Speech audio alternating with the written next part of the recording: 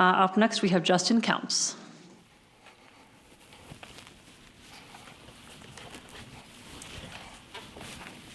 Thank you, Madam Chairwoman and members of the committee. My name is Justin Counts, and I spent about 2 years working in Duane Waters Health Center while incarcerated across the street at the Jackson Correctional Facility. I saw things you would never see in a normal hospital. That's because prisons are not normally the place where people dying of cancer or struggling with dementia or who have multiple limbs amputated are supposed to be. If you're wondering how different it was from hospitals you're used to, let me share a few examples. I took care of several men and women in advanced stages of dementia. They would wake up each morning with no idea where they were and why they were in prison. Many of them started their sentences as healthy and able-bodied people only to have their health deteriorate while incarcerated. Our hope is that people serving prison sentences can ultimately be accountable for the harm that they caused.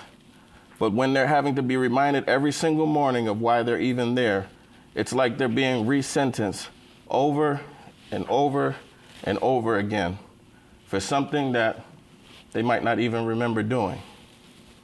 It's cruel.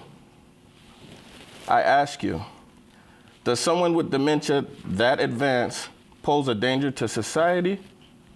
Or do we feel safer with them being locked up? I also cared for a man who had no arms or legs. They had been amputated while he was incarcerated. If he were in a nursing home, instead of completing his 5-year sentence for stealing, probably trying to feed himself, he may have been able to move to a different room throughout the day, maybe look out a window or even read a book. But because of his condition, he couldn't do any of that. He was in a prison hospital, which meant he couldn't even get out of the bed. He had to lay there all day, every day. Again, it's cruel. But what stuck with me the most is what happens when someone dies in a prison hospital, when there's no family to claim the body, particularly.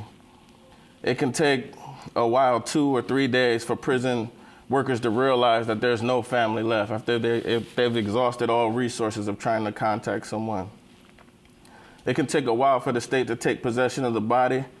During all that time, the body remains in the room where the person died, in that bed, for days. They would just put a piece of black bag over the window of that room for privacy, but everyone working there would know that there's a body there. Now, I understand that some people are going to say about this bill, what about the victims? Their victims didn't get to enjoy their last days either. But I have a few answers to that as well. First, most people that we're talking about and that I care for in that hospital were not killers. Most were people in there for things like retail fraud, driving under the influence, causing accidents, and also trying to feed their families by selling drugs.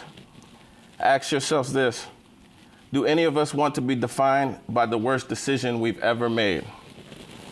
Should a part of our sentences for shoplifting or DUI be dying a torturous death of cancer without proper treatment that you would have gotten on the outside? I think we can do better. No matter what a person has done, we should not inflict cruelty as a punishment. Our Constitution says that we're better than that. Second, the people we're talking about paroling are not a threat. Like I said earlier, I cared for a man with no arms or legs.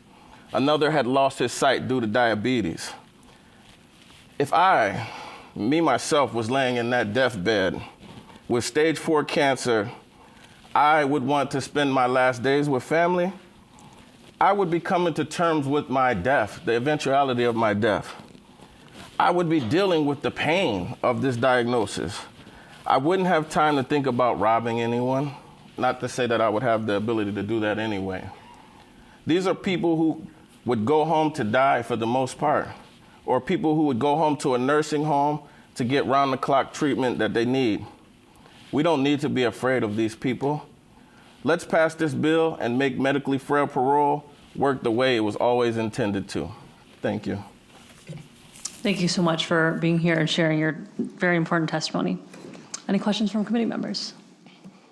Thank you again. Thank you. And then up next on Zoom, we have Maria Gellner, who is the Deputy Director of FAM.